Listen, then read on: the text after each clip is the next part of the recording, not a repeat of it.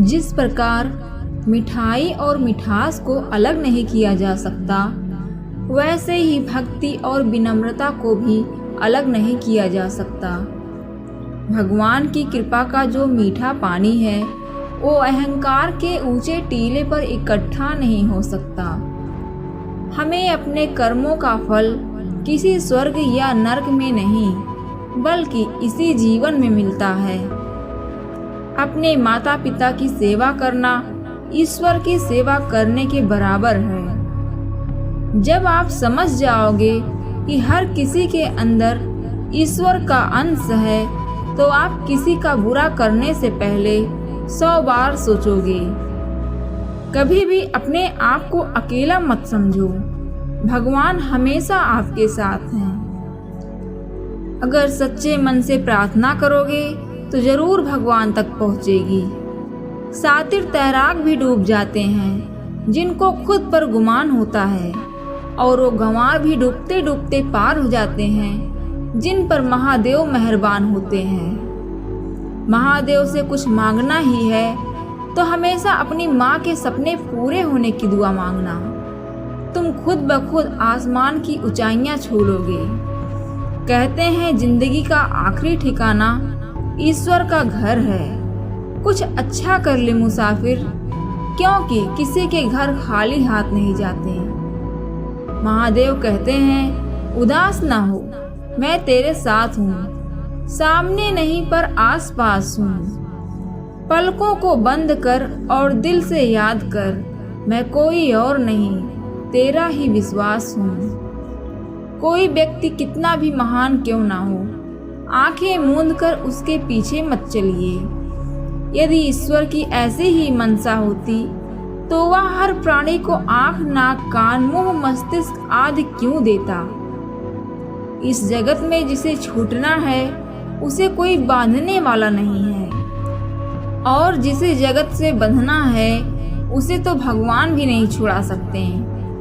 यदि आप यह मानते हैं कि आपके अंदर ईश्वर का अंश है, तो आप किसी भी असंभव कार्य को कर सकते हैं। भगवान का भक्त होने का मतलब यह नहीं कि आप कभी भी नहीं गिरेंगे, पर जब आप गिरेंगे तो भगवान आपको स्वयं थाम लेंगे। महादेव कहते हैं सोने से पहले तुम सबको माफ कर दिया करो, तुम्हारे जागने से पहले मैं तुम्हें माफ कर दूंगा।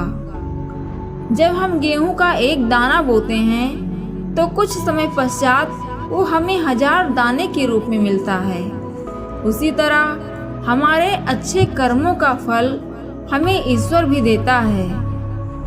भगवान ने हमें 2 हाथ सिर्फ प्रार्थना करने के लिए नहीं, बल्कि प्रयत्न करने के लिए भी दिए हैं। सिर्फ हाथों को जोड़े रखने से कुछ नहीं होगा, हमें इनका उपयोग कर प्रयास करना चाहिए।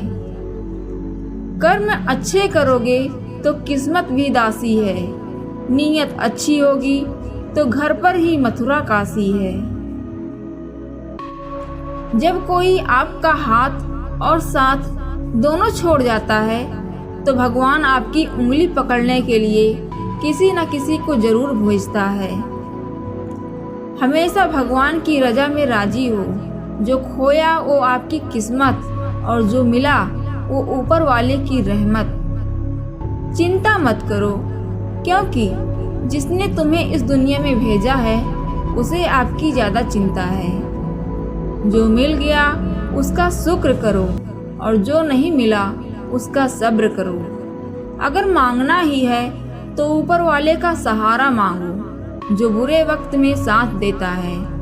लोग रंग बदलते हैं और ऊपर वाला वक्त बदलता है। आगे बढ़ना है तो गलत रास्ते पर नहीं, बल्कि मेहनत की कमाई और ऊपर वाले विश्वास रखो। वही करता है, वही करवाता है। तो बस ऐसे ही इतराता है। एक सांस भी तेरे बस का नहीं, वही सुलाता है, वही जगाता है। ईश्वर तो कण कण में है, फिर भी इंसान इन्हें मंदिरों, मस्जिदों, चर्च और गुरुद्वारों में ढूंढता है।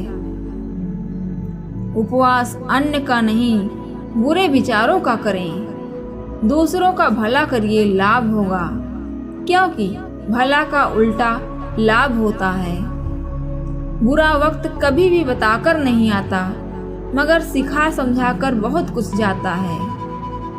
अगर आप सही हो तो कुछ भी साबित करने की कोशिश मत करो, बस सही बने रहो। गवाही खुद वक्त देगा।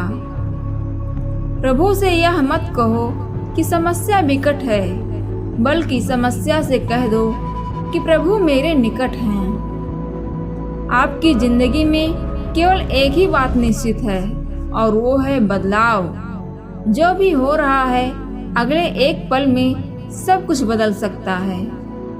जब हम शांत मन से विराजमान होते हैं तो हम अपनी सबसे गहरी समझ महसूस करते हैं। जीवन में समस्याएं आती हैं ताकि हम कुछ सीख सकें और अपने आप को बेहतर बना सकें। जिस प्रकार एक मोमबत्ती बिना आग के नहीं जल सकती, उसी प्रकार व्यक्ति आध्यात्मिक जीवन के बिना अधूरा है।